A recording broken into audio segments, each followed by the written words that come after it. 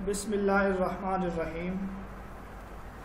شریعت کے جو اہم ماخذ ہیں ان میں سے ہم سنت کے بارے میں مطالعہ کر رہے تھے، پڑھ رہے تھے۔ تو سنت کے حوالے سے کچھ اہم چیزیں ہم کل پڑھ آئے ہیں۔ آج جو سب سے پہلی چیز وہ ہم پڑھیں گے، کتاب و سنت کا باہمی تعلق، یعنی قرآن و سنت کا آپس میں جو تعلق ہے وہ کس طرح ہے۔ یہ در حقیقت کچھ ان لوگوں کا جواب بھی ہوگا جو یہ کہتے ہیں کہ قرآن و سنت میں تضاد ہے، احادیث جو ہیں وہ قرآن کے خلاف ہیں وغیرہ وغیرہ۔ تو یاد رکھیے، قرآن و سنت کے جو باہمی تعلقات ہیں وہ 3 قسم کے ہیں۔ یہ پہلے بھی میں بتلا چکا ہوں آپ لوگوں کو۔ کتاب و سنت کے جو باہمی تعلق ہے وہ 3 قسم کا ہے۔ نمبر 1، پہلی قسم کی احادیث وہ ہیں، یا جو پہلا تعلق ہے وہ یہ ہے، جن سے کسی قرآنی حکم کی تائید ہوتی ہو۔ یہ پہلا تعلق ہے، وہ احادیث جن سے قرآنی حکم کی تائید ہوتی ہو، یہ ایک تعلق ہے۔ دوسرا تعلق یہ ہے کہ کچھ وہ احادیث ہیں جو کتاب اللہ کے لیے شارح اور ترجمان کی حیثیت رکھتے ہیں، یعنی کتاب اللہ میں ایک مجمل مفہوم ہے، اس کی وضاحت حدیث کے ذریعے ہوتی ہے۔ کتاب اللہ میں کچھ مطلق احکام ہیں، ان کو مقید کیا جاتا ہے۔ دوسرا تعلق یا دوسری قسم یہ ہے کہ کچھ احادیث وہ ہیں جو کتاب اللہ کے لیے شارح اور ترجمان کی حیثیت رکھتی ہیں۔ تیسری قسم کی جو احادیث ہیں، یا تیسرا جو تعلق ہے، وہ احادیث ہیں جن سے ایسے حکم کا وجوب ہوتا ہو، جن سے ایسا حکم ثابت ہوتا ہو جس سے قرآن خاموش ہے۔ یہ ہے تیسری قسم کہ قرآن جن احکام کے بارے میں خاموش ہے، احادیث سے ان چیزوں کا حکم ثابت ہوتا ہو۔ ان 3 اقسام کے علاوہ چوتھی قسم کی کوئی حدیث نہیں ہے۔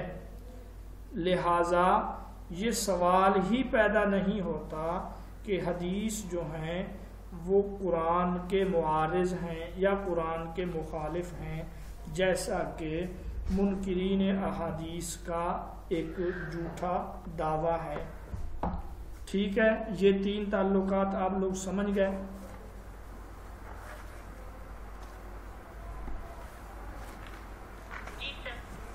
جی اچھا، کل ہم نے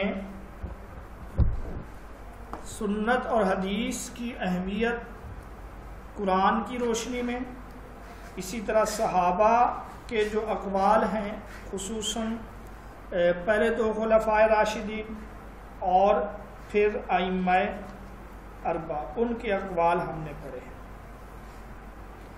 قانون کو مدون کرنے کے لیے، تدوین قانون کے لیے سنت، اسی طرح سنت کو سمجھنے کے لیے عہد نبوی کی تاریخ کا جاننا بھی ضروری ہے۔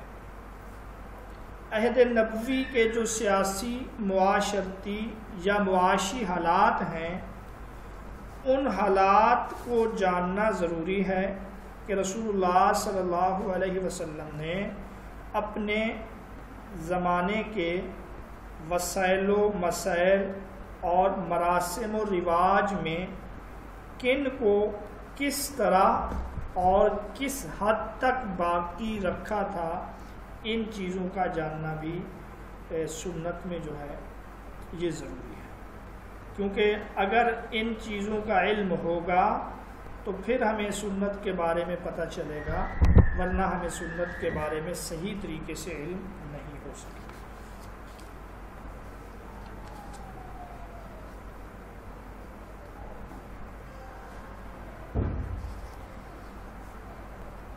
جس طرح ہم پڑھ رہے ہیں کہ ایک فقیہ کو قرآن مجید میں ناسخ منسوخ مجمل متشابہ وغیرہ کا جاننا ضروری ہے، اسی طرح ایک فقیہ کو حدیث میں بھی ناسخ و منسوخ مجمل و مفسر، اسی طرح خاص عام محکم متشابہ کا جاننا ضروری ہے،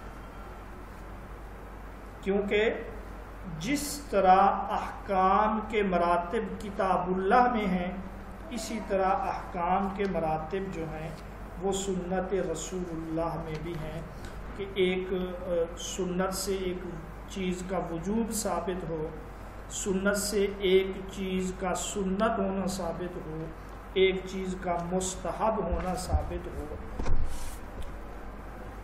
سنت کی قسمیں کتنی ہیں؟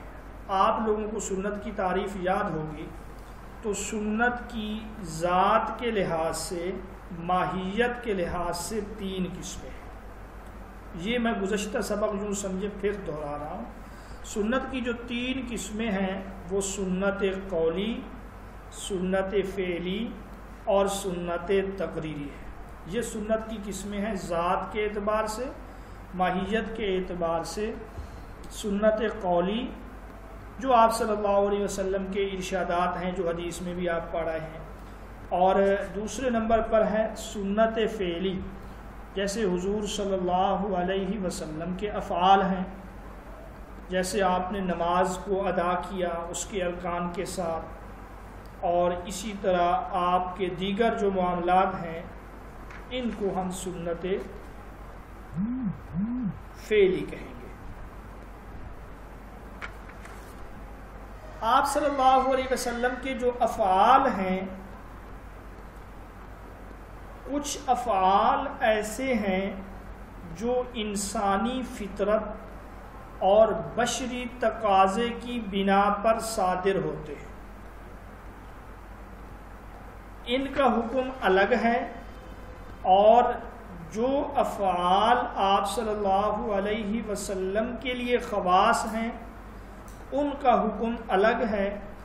اسی طرح آپ صلی اللہ علیہ وسلم نے اپنے جن افعال سے کسی مجمل کی تشریح کی ہے اس کا حکم الگ ہے، ہر ایک کو ہم تفصیل سے پڑھیں گے۔ آپ صلی اللہ علیہ وسلم کے وہ افعال جو آپ سے انسانی فطرت اور بشری تقاضے کی بنا پر صادر ہوئے، ظاہر ہوئے، جیسے کھانا پینا، چلنا بیٹھنا، یہ تشریعی احکام نہیں ہے، یعنی مکلفین پر ان چیزوں کا کرنا لازم نہیں ہے، مباح ہے ان کے لیے۔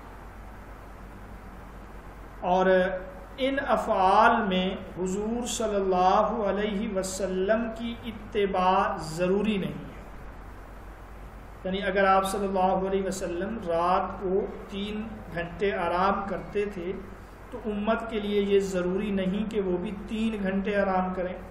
اگر آپ صلی اللہ علیہ وسلم کم کھانا تناول کرتے تو یہ امت کے لیے ضروری نہیں ہے۔ آپ ضروری کی بات پہ وہ کریں۔ ایک ہے ضروری نہ ہونا، ضروری نہ ہونے کا قطعاً یہ مقصد نہیں، نعوذ باللہ یہ بیکار ہیں، بے مقصد ہیں، بے فائدہ ہیں، وہ بات میں نہیں کر رہا۔ اصول فقہ میں یہ بات کر رہا ہوں کہ ان کی اتباع ضروری نہیں ہے، لازمی نہیں ہے، اگرچہ بعض صحابہ ان افعال میں بھی اتباع کو ضروری کہتے ہیں، اگرچہ بعض صحابہ ان افعال میں بھی اتباع کو ضروری کہتے ہیں۔ ہاں، یہ متابعت اچھی چیز ہے، یہ پیروی اچھی چیز ہے، اس میں کوئی شک نہیں ہے۔ اور اسی طرح اس قسم میں، یہ جو پہلی قسم ہم پڑھ رہے ہیں، اس میں آپ صلی اللہ علیہ وسلم کے وہ امور دنوی جو انسانی جان گیری کی بنا پر صادر ہوئے، وہ بھی اسی کیٹیگری میں ہے۔ وہ افعال جو آپ صلی اللہ علیہ وسلم سے دنیا کے امور میں صادر ہوئے، دنیا کے معاملات میں، مثلا لشکروں کی ترتیب، جنگی تدابیر، تجارتی معاملات، امت کے لیے یہ جو افعال ہیں یہ افعال تشریعیہ نہیں ہیں۔ مثلا اگر آپ صلی اللہ علیہ وسلم نے مضاربت پر ایک چیز کی تجارت کی ہے تو امت کے لیے یہ ضروری نہیں ہے کہ وہ بھی اس چیز کی تجارت کرے، اور اسی طرح آپ نے جنگوں میں جو لشکریں ترتیب دی ہیں اسی طریقے سے ترتیب دینا امت کے لیے یہ ضروری نہیں ہے، کیونکہ ان کی بنیاد تجربہ پر ہے، ماحول پر نہیں ہے۔ اور حضور صلی اللہ علیہ وسلم نے ان کو مسلمانوں کے لیے لازم بھی قرار نہیں دیا۔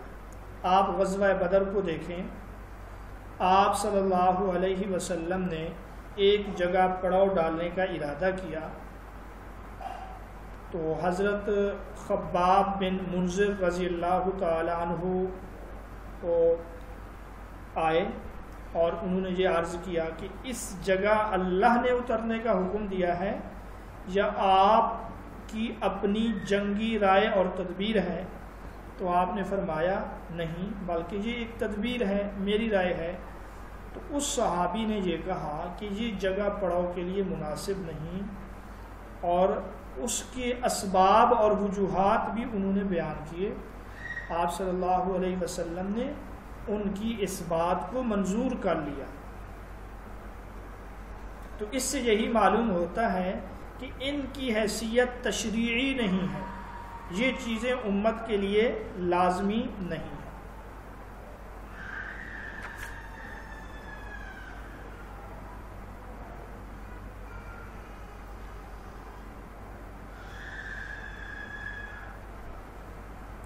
دوسرے جو افعال ہیں وہ جو آپ صلی اللہ علیہ وسلم کے ساتھ خاص ہیں، آپ کے افعال جو آپ کے ساتھ خاص ہیں، امت ان افعال میں شامل نہیں ہے، امت شریک نہیں ہے۔ مثلا مسلسل روزے رکھنا، 4 سے زائد نکاح کرنا، یہ بھی آپ صلی اللہ علیہ وسلم کی خصوصیات ہیں۔ یہاں حضور صلی اللہ علیہ وسلم کی مطابعت پیروی صحیح نہیں ہے بلکہ منع ہے۔ پہلی قسم میں ہم نے کیا پڑھا؟ ضروری نہیں ہے۔ یہاں پہ ہم پڑھ رہے ہیں کہ درست ہی نہیں ہے۔ جو افعال آپ صلی اللہ علیہ وسلم کے ساتھ خاص ہیں، امت کے لیے وہاں مطابعت، وہاں پیروی صحیح نہیں ہے، وہاں درست نہیں ہے۔ مثلا 4 سے زائد نکاح کرنا۔ تیسرے نمبر پہ آپ صلی اللہ علیہ وسلم کے وہ افعال جن کے بارے میں یہ معلوم ہو کہ یہ قرآن مجید میں موجود کسی حکم کی وضاحت اور بیان کے لیے ہے۔ مائی کاف کر دیں۔ آپ صلی اللہ علیہ وسلم کے وہ افعال جن کے بارے میں معلوم ہو کہ یہ قرآن میں موجود مجمل حکم کی وضاحت کے لیے ہیں، تو آپ صلی اللہ علیہ وسلم کی وہ وضاحت، وہ بیان امت کے لیے تشریح ہے، اور ہمارے حق میں حکم ثابت ہو جائے گا، اور اس فعل کا حکم جو اس حالت میں آپ صلی اللہ علیہ وسلم سے صادر ہوا اسی نص کے حکم کی طرح ہوگا۔ یعنی اگر اس نص میں حکم وجوب کا ہے تو آپ کے فعل کا حکم بھی وجوب کا ہوگا، اگر وہ مستحب ہے تو آپ صلی اللہ علیہ وسلم کے فعل سے بھی امت کے لیے مستحب ہونا ثابت ہوگا۔ مثلا آپ صلی اللہ علیہ وسلم نے فرمایا صلو کما رأیتمونی اصلی، نماز پڑھو جیسے مجھے نماز پڑھتے ہوئے دیکھا۔ تو یہ نماز جس کا مجمل ذکر قرآن میں ہے، تو جس طرح نماز پڑھنا ضروری ہے اسی طرح آپ صلی اللہ علیہ وسلم کے بتائے ہوئے فعل اور طریقے کے مطابق نماز پڑھنا ضروری ہے۔ اسی طرح ایک جگہ پہ فرمایا خذوا عنی مناسککم، مجھ سے حج کے احکام جان لو۔ حج کا ذکر قرآن میں مجمل طور پہ ہے، اس کی وضاحت آپ صلی اللہ علیہ وسلم نے کر دی، لہٰذا حج کو اور مناسک حج کو اسی طرح ادا کرنا جس طرح آپ صلی اللہ علیہ وسلم نے اس کی وضاحت کی، امت کے لیے ضروری ہے۔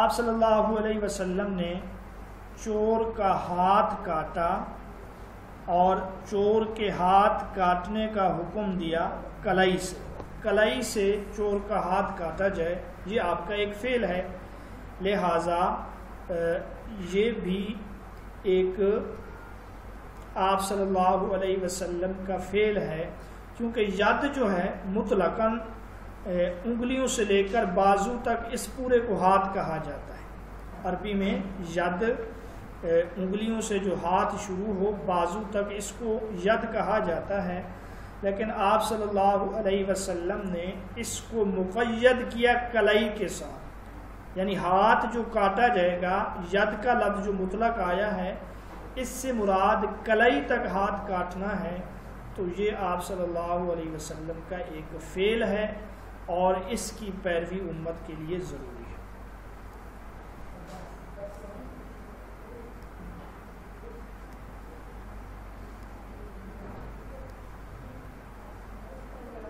اسی طرح چوتھے نمبر پہ آپ صلی اللہ علیہ وسلم کے وہ افعال ہیں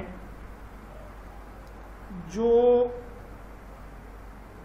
آپ صلی اللہ علیہ وسلم ابتدائی طور پہ کریں اور ان کی شرعی حیثیت امت کے لیے معلوم ہو، یعنی یہ فرض ہے، یہ مستحب ہے، یہ مباح ہے، تو یہ افعال امت کے لیے بھی تشریعی ہیں، اور آپ کے افعال کا حکم مکلفین کے حق میں ثابت ہو جائے گا، یعنی مکلفین کو بھی ان افعال کو بجا لانا لازم ہوگا۔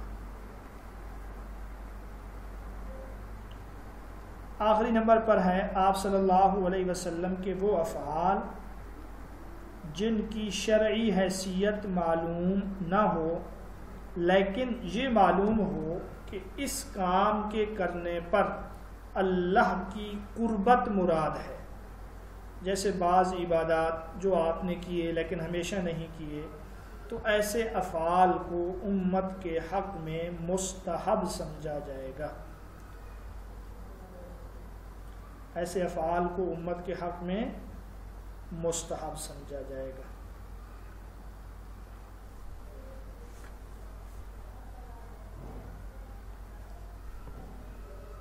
یہ تو سنت کی قسمیں تھیں ماہیت کے لحاظ سے۔ سنت جو ہم تک پہنچی ہے، حدیث ہم تک پہنچنے کے لحاظ سے، آپ اس کو اصول حدیث میں راویوں کی تعداد کے لحاظ سے بھی کہہ سکتے ہیں، تو سنت ہم تک پہنچنے کے لحاظ سے، ہم تک نقل ہونے کے لحاظ سے پہلی قسم ہے سنت متواترہ، دوسری قسم کا نام ہے سنت مشہورہ، تیسری قسم کا نام ہے سنت احاد۔ یہ اصول فقہ میں ہے۔ اصول حدیث میں آپ لوگ پڑھ آئے ہیں کہ دو قسمیں ہیں، یا متواتر یا احاد، پھر آپ نے پڑھا ہوگا احاد کی ایک قسم ہے مشہور، ایک قسم ہے غریب، ایک قسم ہے عزیز۔ یہاں پر اصول فقہ میں احناف کے نزدیک سنت کی تین قسمیں ہیں، سنت متواترہ، سنت آواز سب کے پاس کم آ رہی ہے جی، سنت متواترہ، مشہورہ اور احاد۔ سنت متواترہ اس سنت کو کہتے ہیں جس کو لوگوں کی اتنی بڑی جماعت نے روایت کیا ہو جن کا عادتاً جھوٹ پر جمع ہونا متفق ہونا محال ہو. ٹھیک ہے.